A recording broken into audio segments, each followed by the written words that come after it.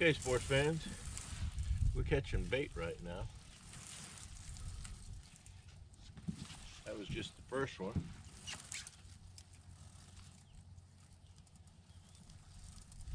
I hadn't even had a chance to really set up the camera and do an introduction before I looked down and saw that rod bent over.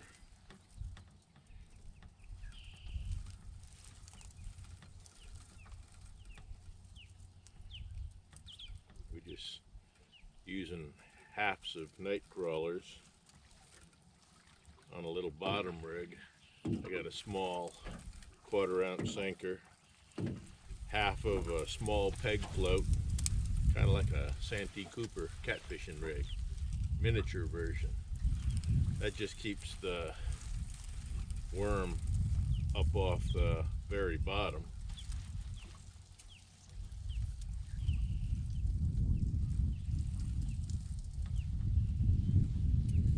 And we're looking for white perch, yellow perch, bluegills, almost anything that'll bite.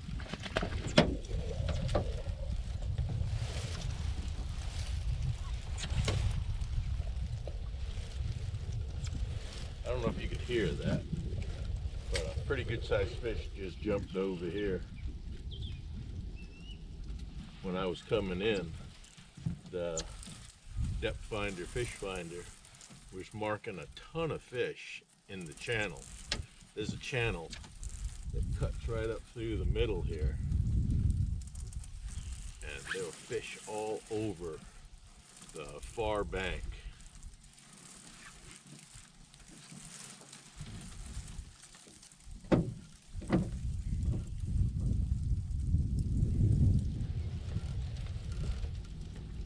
This is right in the spawning season for just about every fish. The catfish are starting to turn on. That male that I caught, he was doing his thing.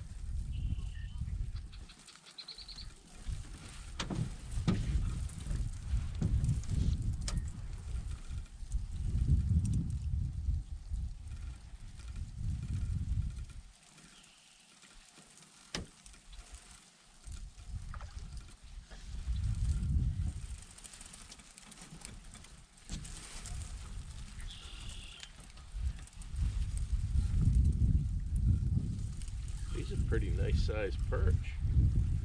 Might keep a couple of these for eaters.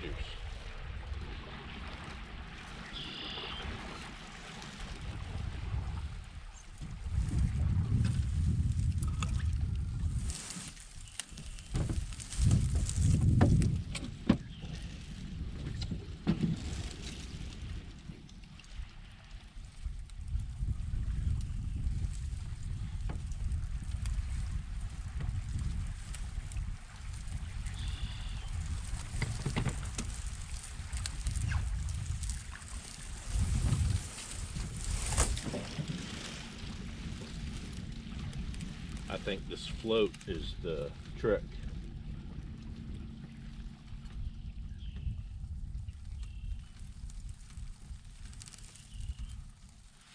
Now the float doesn't float up on top of the water like a bobber. The sinker goes to the bottom, and the float just suspends the worm above the bottom like this. This rod doesn't have the float, it's got the sinker, so everything's right on the bottom. And I usually catch a lot of white perch that way, but I think it helps keep that float up out of the mud.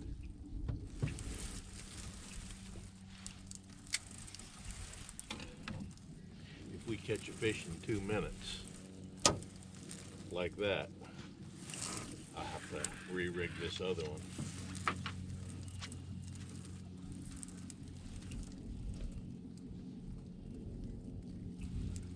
I don't know, I might have a fish on that one.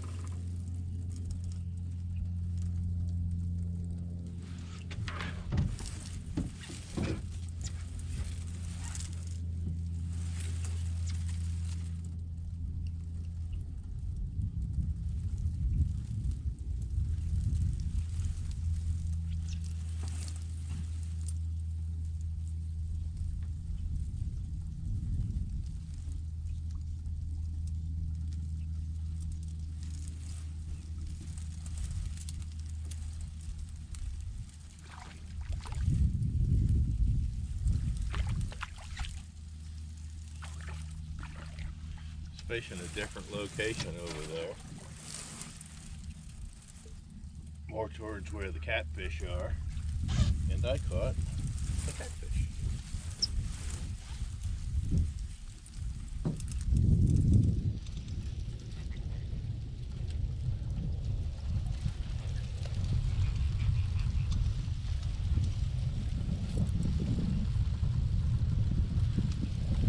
Gonna have to do surgery.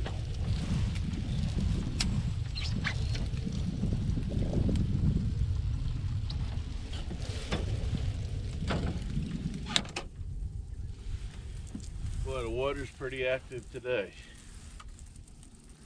I haven't seen my buddy the otters, but I've seen everything else.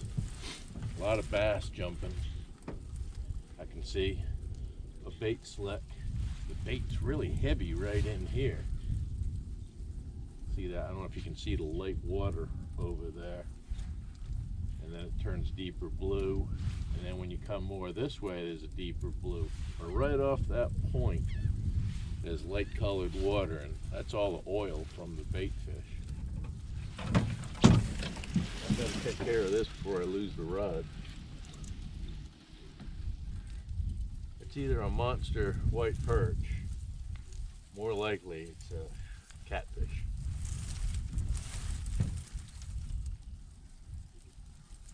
No, it's a nice white perch.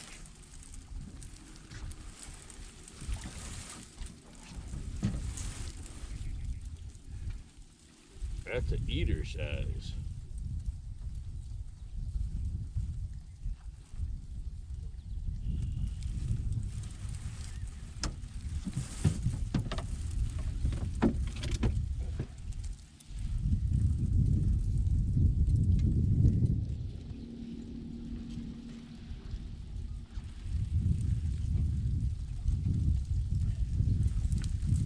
This is the best day I've had fishing for white perch.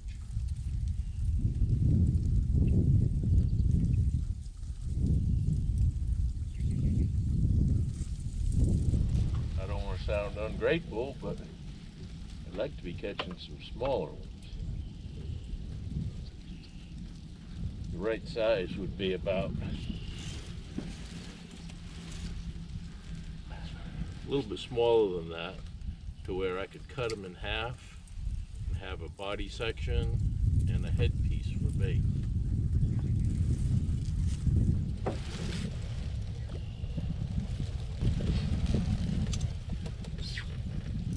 I've talked about it before in some of the other videos. This is a Super Spook lure body.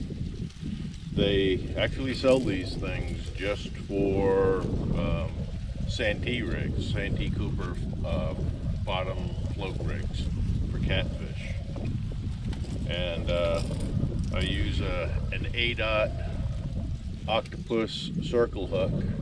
A lot of companies make them. Eagle Claw, Gamakatsu. This is a Eagle Claw. They're inexpensive and they work just fine.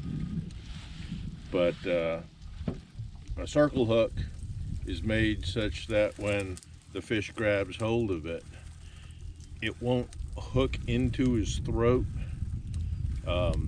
If he gets it down further in his mouth, it'll come out, and then as he swims away, it'll turn in the fish's mouth and it hooks him in the jaw or in the lips just about every time. I've never got hooked catfish with a circle hook. But I snell that on. I take this lure, and you know, I think you could use any type of lure of that lure body as long as it floats. What's nice about the Super Spook is it has a rattle in it, and when you're dragging, the rattle, or actually the weight that's on the other end, goes across the bottom and it pulls this, and it makes a low frequency noise, and the catfish are attracted to that. I don't know what really attracts the fish, if anything. Maybe all it does is it keeps the bait up off the bottom, like that rig that I was using there. And it keeps the bait up out of the mud, lets the scent trail go out, and that's what really attracts the catfish. I've never caught one without bait on it. So the bait's the big thing.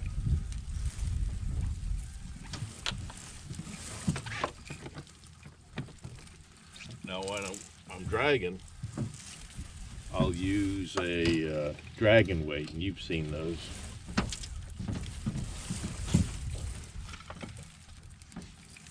This is a dragon weight. It's got a hollow body. It's got foam up in the front end. In the back end, it's got 2 ounces of lead shot. And as it goes through the water, the line attached to the rod is up on this end, so it keeps it out of the mud, away from the sticks and the rocks and everything else it can get hung up on. And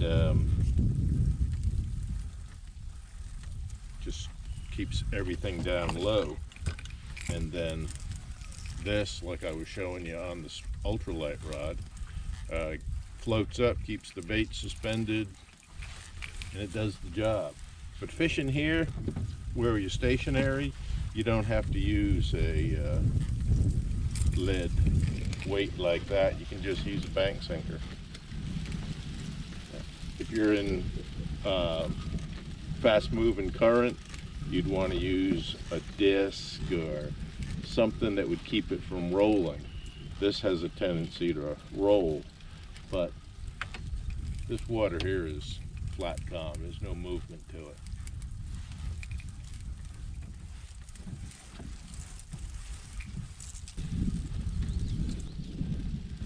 While I've been yakking, some fish may have been eaten. Not yet. Maybe they've taken the bait. No?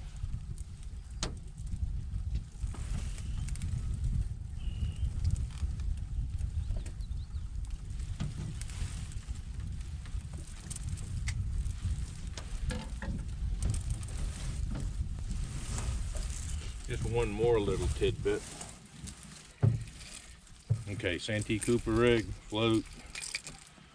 I tied to a snap swivel. This is 60-pound test.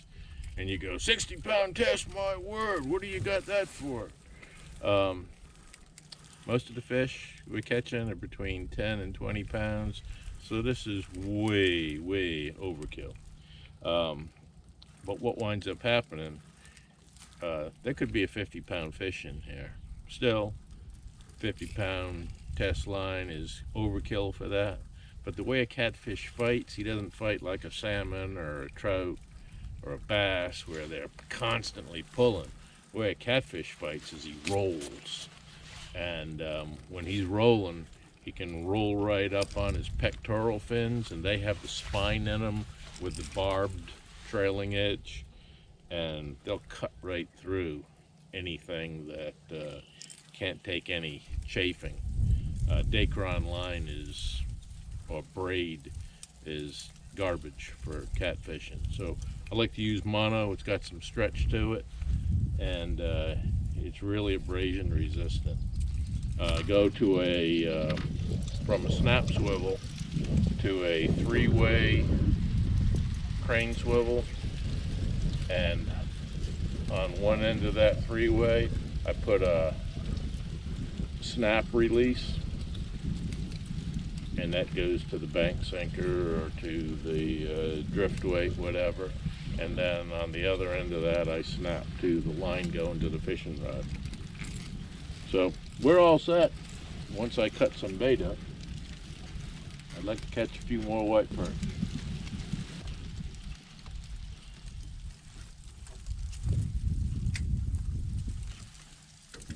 Something was hanging on to that worm. It wasn't a fish, I think it was a turtle, and that may be why I haven't been catching anything here at the rate that I was. Okay, one of the nice things about fishing this location, I usually like to catch all my bait fish first, and then I'll go out dragging. But I've caught some pretty big fish here. So while we're white perch fishing, we can be catfishing at the same time.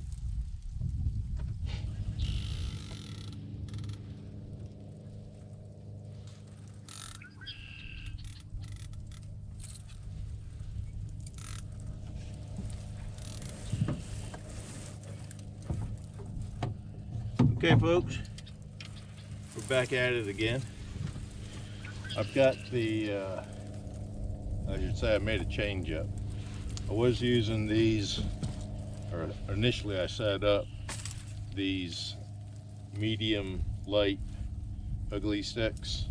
It's an ugly stick tiger rod. I really like these more than any of the so-called catfish. It's just a all-around good size rod for 10-pound fish. Can take a lot of abuse, heavy action. But I use these mainly for the planers. They put a lot of stress on the rods. Everything I've got here is rigged up with 30-pound test high-vis line. The catfish rods, that is. Little bait rods, I just have 6 pound on that, and that's overkill. But they're not line shy, the white perch, that is. I could use an anchor chain probably. But since we're just bottom fishing, moored up to the bank, I went with these lighter rods, and this is a cheaper, less expensive, ugly stick catfish special. And when I used the term catfish special a little while ago, they have these rods, and I won't mention their names, but they're $85 to $100 rods, and they're designed by people that just target catfishing, and they're all the same. I don't know if there's a hell of beans of difference in them. Any rod will catch a fish, but my word, the things are heavy. They've got big aluminum reel seats on them. They're indestructible, but probably a better tuna rod than a catfish rod. And it's funny because those vendors that make all those rods that all look like clones of one another, the biggest difference between them is the way they paint them up. And they'll all advertise, you know, oh, they're killer fluorescent orange, super duper special rod, can catch the big ones. It's not the color. The stupid fish can't see the color of the rod. It's about you being able to reel the fish in. And these catfish tigers, not so much the action, but what I like about them is they got a big butt. And I can use my elbow right up against the butt and use it for leverage. It's also got a pretty good size foregrip.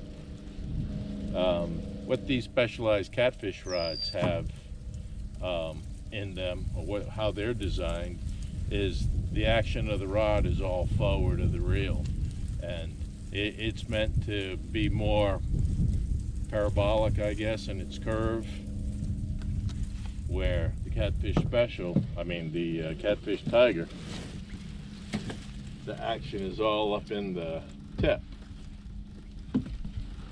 So it's a lot stouter back here, and you can really do some work on a heavy fish, 40, 50, 60 pounds on up. But it's got that real light tip, and if you want to catch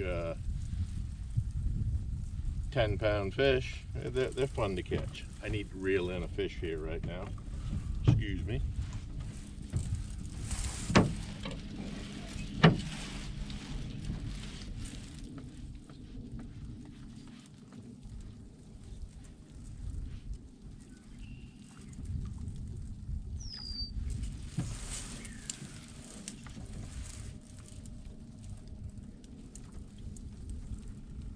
That's the perfect size perch. I can cut him in half, chop his tail off, use the body section for a bait, and the headpiece for bait. Only problem is while I was yakking, he was chewing. And he's got the hook way down in there. So surgery is in order.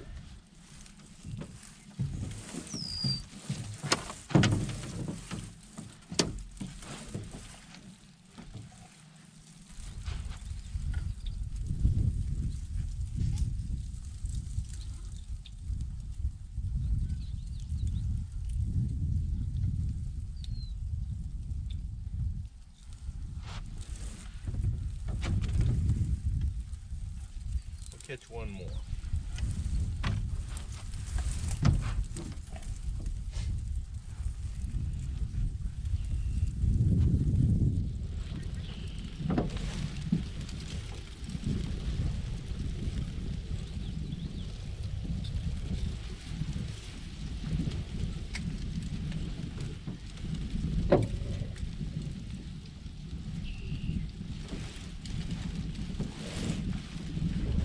You can sit here all day long and it seems like nothing's biting, it's time to go home. And then all of a sudden they get hungry and it'll be non-stop action. It's got to be here. Can't catch them at home.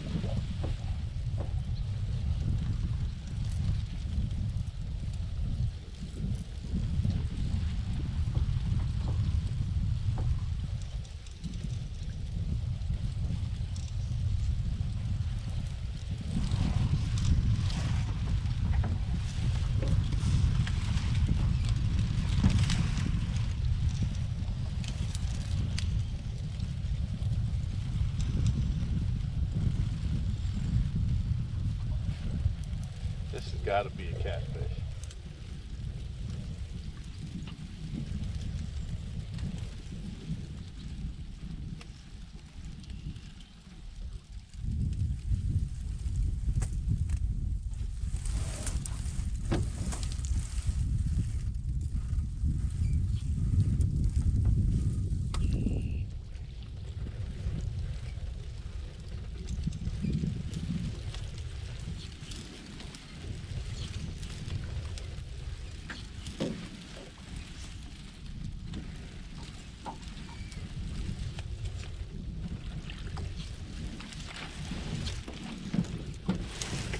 He's not worthy of netting, but I don't want to break the line.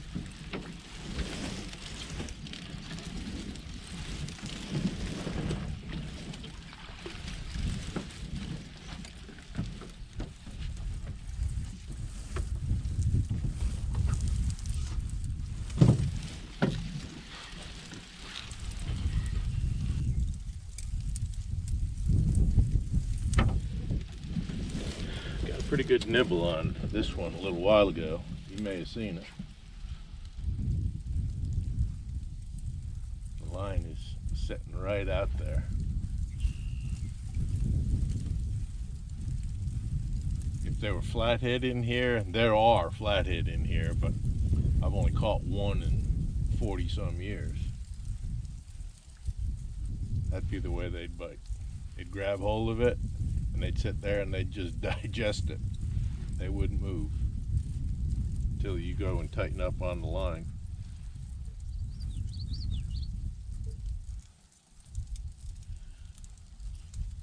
Boy, the Yankees are heading back in force. They've been going at it all month now. It's just a steady line of boats.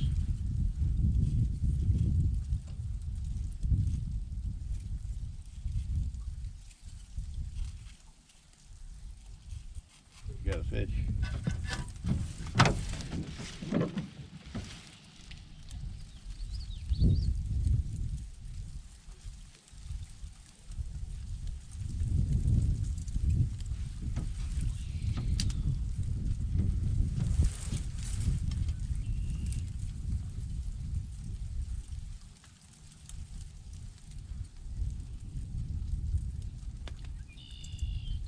Relax.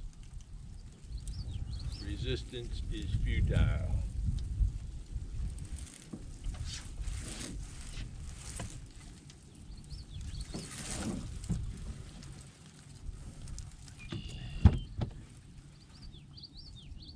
Okay, that's enough white perch.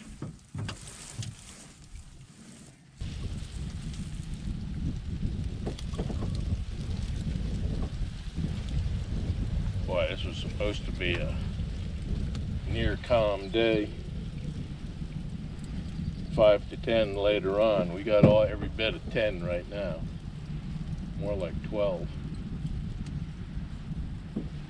And it's coming out of the north. Now that's a good thing, because I want to leave here, head out into the main part of the river, and then turn up north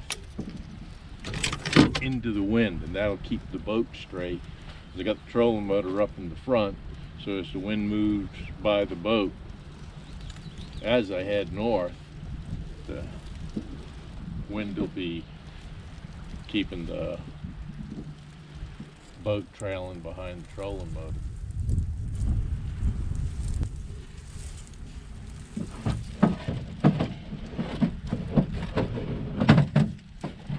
In this lull, we'll get the boards ready.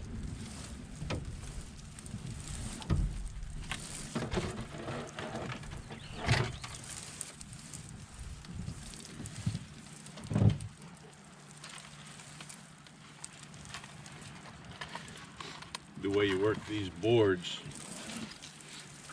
the rod here always points towards the boat. So this is a left swimming planer board, and you go and cast your line out, clip this to the line, and then clip this to the line going to the rod. When the fish grabs hold of the Santee Cooper rig on the back end, he slips the line out of this clip, and then this goes back to the fish, bumps him on the head, and now you're fighting the fish. Sometimes though the clip doesn't release because the fish is not fighting hard enough, and you have to do it manually. No big deal.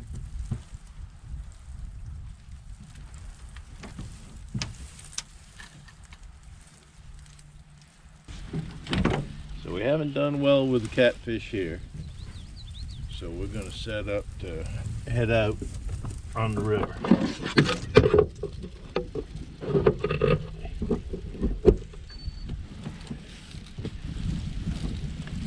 This is the remote for the trolling motor.